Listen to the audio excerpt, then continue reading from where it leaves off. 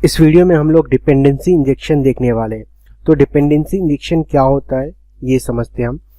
Design pattern to increase maintainability and testability, यानी dependency injection जो होता है वो एक तरह का डिजाइन पैटर्न होता है जो कि हमारे एप्लीकेशन की मेंटेनेबिलिटी यानी कि हमारे एप्लीकेशन को मेंटेन करता है और उसको टेस्ट करता है। DI built into ASP.NET Core। DI मतलब क्या? Dependency injection. डिपेंडेंसी इंजेक्शन जो है वो ASP.NET Core के अंदर ही बना हुआ होता है, उसके अंदर ही बिल्ट होता है। DI container is responsible for creating and managing instances। DI container जो होता है वो रिस्पॉन्सिबल होता है क्या? हमारे इंस्टेंस को बनाने के लिए और उसको मैनेज करने के लिए। अब इंस्टेंसेस से क्या मतलब है? यहाँ पे इंस्टेंसेस का मतलब है कि ऑब्जेक्ट, यानी कि क्या करता है वो ऑब्जेक्ट बनाता है और उसको मैनेज करता है। Dependency injection. तो आइए ये डिपेंडेंसी इंजेक्शन को हम एक एग्जांपल से समझते हैं। पहला तो एग्जांपल लेंगे हम जिसमें हम बिना डिपेंडेंसी इंजेक्शन से क्रिएट करेंगे, और दूसरा वाला जो हम एग्जांपल लेंगे उसके अंदर हम डिपेंडेंसी इंजेक्शन यूज करेंगे। तो हम यहाँ पे अपना पेंट खोल लेते हैं, यहाँ पे हम एक टेक्स्ट लेते हैं और इससे हम एक क्लास बनाते हैं। वो क्लास हम कंट्रोलर क्लास बनाएंगे। तो हम यहाँ पे लिखते हैं पब्लिक क्लास माई कंट्रोलर के नेम से, माई कंट्रोलर। अब देखिए कंट्रोलर जब भी बनाते हैं तो हम क्या करते हैं, बेस कंट्रोलर से इसको इनहेरिट करते हैं। Controller base, okay. तो हमने क्या किया, इसको इनहेरिट कर दिया बेस कंट्रोलर क्लास से। और नीचे आएंगे, नीचे आने के बाद हम इसकी बॉडी बनाएंगे, ओके। और इसकी बॉडी के अंदर हमें क्या करना है, यहाँ पे एक वेरिएबल बनाना है जो कि प्राइवेट टाइप का होगा और रीड ओनली, और उसमें हम क्या करेंगे माई सर्विस। अब ये माई सर्विस क्या है, जो माई सर्विस यहाँ पे हम डालेंगे माई सर्विस। अब ये माई सर्विस यानी कि कोई सर्विस पैकेज होगा, उस सर्विस पैकेज के अंदर ये माई सर्विस क्लास होगा। तो ये माई सर्विस यहाँ पे हम डिक्लेयर करेंगे, देन उसका रेफरेंस वेरिएबल बनाएंगे हम सर्विस।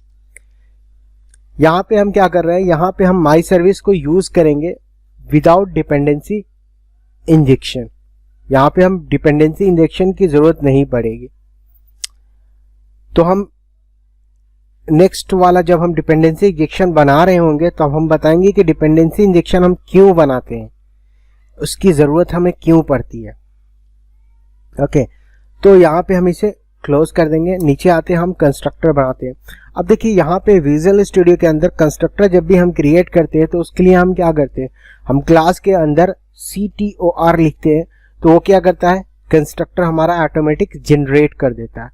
बट यहाँ पे तो हम पेंट पे बना रहे हैं, तो यहाँ पे हमें तो लिखना होगा ना मैनुअली। तो हम कैसे लिखेंगे, यहाँ पे हम लिखेंगे पब्लिक माई कंट्रोलर, ओके। देन हम नीचे आते हैं और ये हमारी कंस्ट्रक्टर की बॉडी होगी, और इस कंस्ट्रक्टर की बॉडी में हमें क्या करना है, ये जो सर्विस है, सर्विस जो कि हमने माई सर्विस का रेफरेंस बनाया है, इक्वल देंगे। इक्वल देने के बाद हम यहाँ पे न्यू कीवर्ड यानी कि क्या कर रहे हैं, ऑब्जेक्ट बना रहे हैं, ओके। एक न्यू कीवर्ड और माई सर्विस का हम ऑब्जेक्ट बना रहे हैं, ओके। देखिए माई सर्विस का हम ऑब्जेक्ट बना रहे हैं। अब ये ऑब्जेक्ट क्या कर रहा है, ये सर्विस के अंदर हम पास कर रहे हैं उसके मतलब स्पेस को। यानी ऑब्जेक्ट का क्यों बनाते हैं हम लोग, ऑब्जेक्ट क्यों बनाते हैं, किसी भी चीज को रखने के लिए, स्टोर करने के लिए ना। तो वही क्या कर रहे हैं, हम न्यू कीवर्ड से हम क्लास का ऑब्जेक्ट बना रहे हैं और उसको कहाँ हम रेफर कर रहे हैं, अपने सर्विस के ऊपर, यानी जो हमने रेफरेंस बनाया है, ओके। फिर हम क्या करेंगे, यहाँ पे हम बॉडी क्लोज कर देंगे। अब आते हैं हम नीचे, और नीचे आने के बाद हमें क्या करना है, यहाँ पे हमें जो हमने क्या किया है, यहाँ पे जो ऑब्जेक्ट बनाया है अपने कंस्ट्रक्टर के अंदर, ये जो हमारा कंस्ट्रक्टर है, इस कंस्ट्रक्टर के अंदर हमने ये जो ऑब्जेक्ट बनाया है, ये ऑब्जेक्ट को हम यहाँ यूज करेंगे, यहाँ पे यूज मतलब इस सर्विस में आ गया, और इसको यूज करेंगे हम नेक्स्ट मेथड में, जो कि हमारा एक्शन रिजल्ट मेथड होगा। ओके, तो हम यहाँ पे मेथड बनाते हैं public I action result. Okay, result, then उस मेथड का नेम होगा हमारा इंडेक्स, और इसमें हम वैर क्यों लेंगे, हम वैर एक डेटा टाइप है वेरिएबल के लिए, तो हम यहाँ पे वैर डेटा, ओके, देन हम इक्वल देंगे।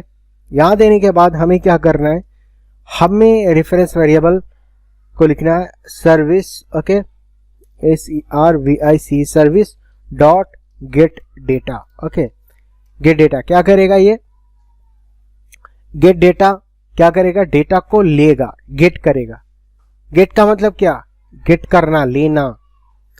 तो ये क्या करेगा, सर्विस से डेटा को लेगा, और लेने के बाद क्या करेगा, डेटा में ये वाला जो डेटा वेरिएबल हमने बनाया है इसके अंदर डाल देगा।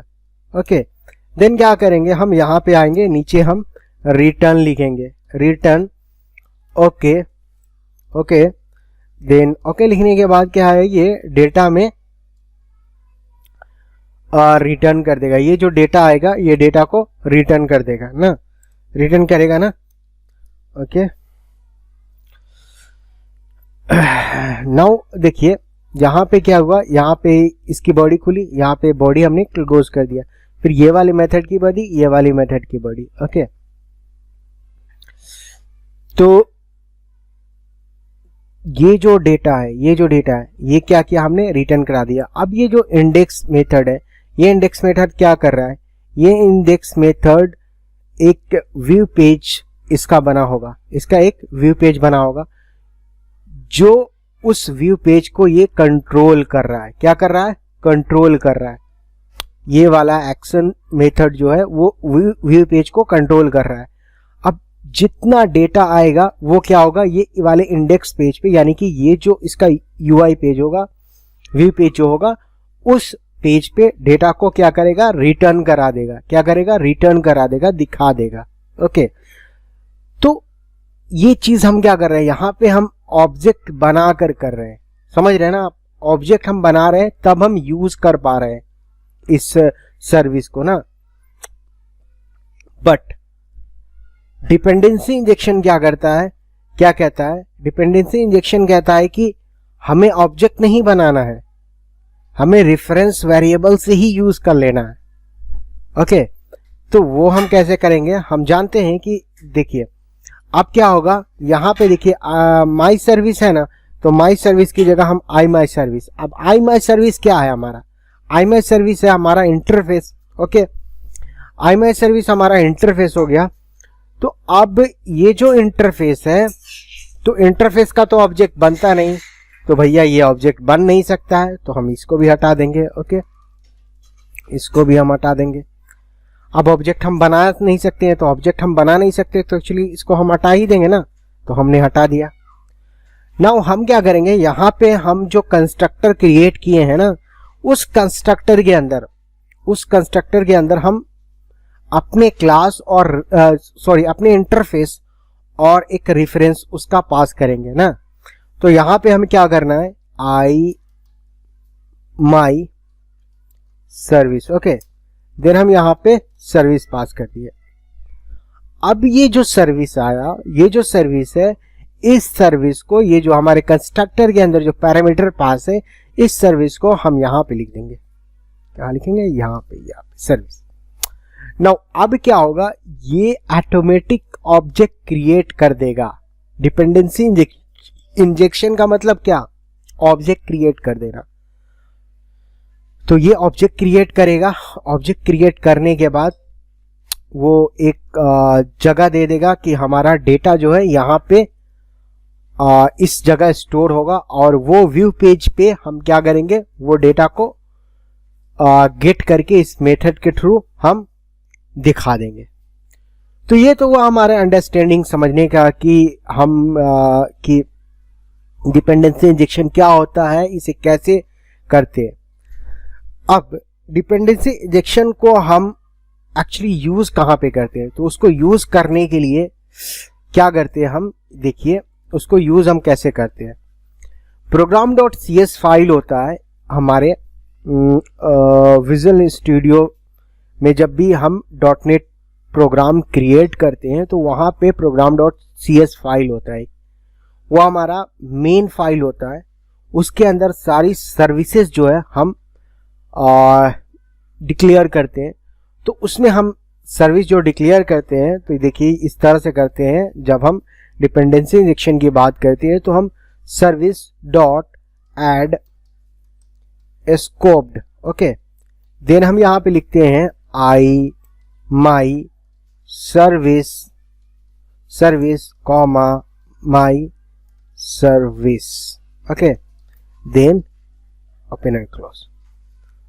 तो देखिए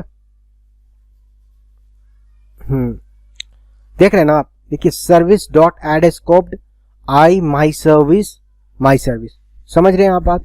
तो आई माई सर्विस क्या है, आई माई सर्विस एक इंटरफेस है और ये सर्विस क्या है, क्लास है माई सर्विस। अब देखिए आई माई सर्विस जो होता है वो हमारा इंटरफेस होता है। तो जब भी हम इस इंटरफेस के साथ दूसरे क्लास को यूज करना चाहे ना, तो यहां पे हम क्या करेंगे, यहां पे हम आई माई सर्विस की वैर सर्विस वो जो भी चाहे वो हम यहां पे डाल सकते हैं, समझ गया ना, वो हम डाल देंगे तो ये क्या होगा, इसके साथ जुड़ जाएगा। तो ये सर्विसेज हम यहां पे यूज करते हैं ना। तो अब हम क्या करेंगे, यही चीज को हम सर्विसेज को हम वहां पे समझेंगे। कहां पे समझेंगे, अपने विजुअल स्टूडियो कोड के अंदर। तो हम आते हैं अपने विजुअल स्टूडियो कोड पे। यहाँ पे देखिए सॉल्यूशन पे जैसे क्लिक करेंगे ना, तो यहाँ पे program.cs फाइल लिखा होगा, देख रहे हैं ना आप, ये program.cs फाइल।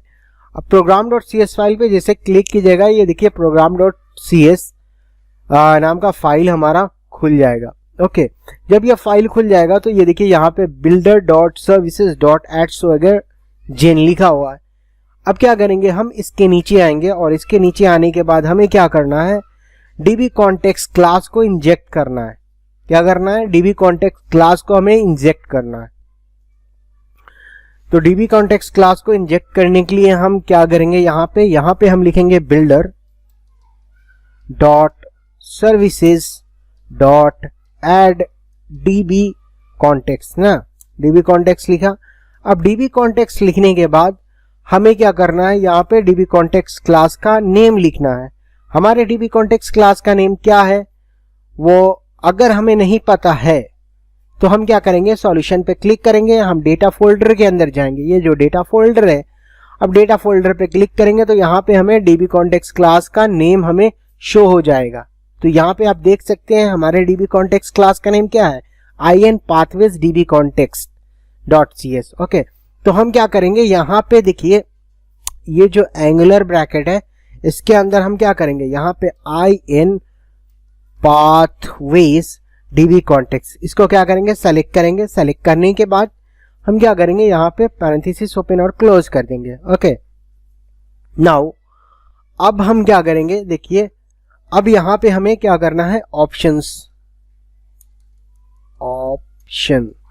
ओके, यहाँ पे हमें ऑप्शन लिखना है। ऑप्शन यहाँ पे टेंस, देन इंटर प्रेस करेंगे। इंटर प्रेस करने के बाद हमें यहाँ पे option dot use SQL server लिखने के बाद पैरेंथेसिस ओपन एंड क्लोज। अब SQL सर्वर में हम क्या करेंगे, हम अपने कनेक्शन स्ट्रिंग का नेम पास करेंगे। क्या करेंगे हम, जो हमारा कनेक्शन स्ट्रिंग का नेम है, तो कनेक्शन स्ट्रिंग का नेम पास करने के लिए क्या करना पड़ेगा, हमें क्या करना पड़ेगा कि इसको काटेंगे, यहाँ पे डबल सेमीकोलन हो गया था इसलिए। तो अब यहाँ पे क्या करेंगे, यहाँ पे हमें लिखना है बिल्डर। ओके, बिल्डर यहाँ पे आ गया dot configuration dot get connection string, get connection string, okay. Then अब क्या करेंगे, यहाँ पे हमें क्या करना है, यहाँ पे हमें पैरेंथेसिस ओपन करना है और क्लोज करना है, ओके। देन अब यहाँ पे हमें कनेक्शन स्ट्रिंग पास करना है।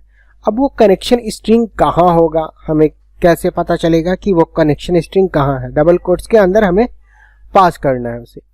तो उसे देखने के लिए क्या करेंगे, हम अपने सॉल्यूशन एक्सप्लोरर पे क्लिक करेंगे और यहाँ पे देखेंगे, देखिए ऐप सेटिंग डॉट जेसन लिखा हुआ है ना, आप देख सकते हैं यहाँ पे ऐप सेटिंग डॉट जेसन। जैसे ही क्लिक करेंगे यहाँ पे देखिए IN पाथवेज कनेक्शन स्ट्रिंग है। अब क्या करेंगे, ये IN पाथवेज कनेक्शन स्ट्रिंग को हमें कॉपी करना है यहाँ से, तो यहाँ से हम कर लेंगे इसे कॉपी। कॉपी करने के बाद हम आ जाते हैं अपने program.cs फाइल पे और यहाँ पे आने के बाद हम कर देते हैं यहाँ पे पेस्ट, ओके। नाउ तो अब क्या हुआ, अब हमने कनेक्शन स्ट्रिंग एस्टैब्लिश कर लिया है, यानी कि हमने कनेक्शन स्ट्रिंग को इंजेक्ट कर लिया है अपने program.cs फाइल के अंदर। नेक्स्ट वीडियो में हम लोग क्या करेंगे, हम माइग्रेशन परफॉर्म करेंगे।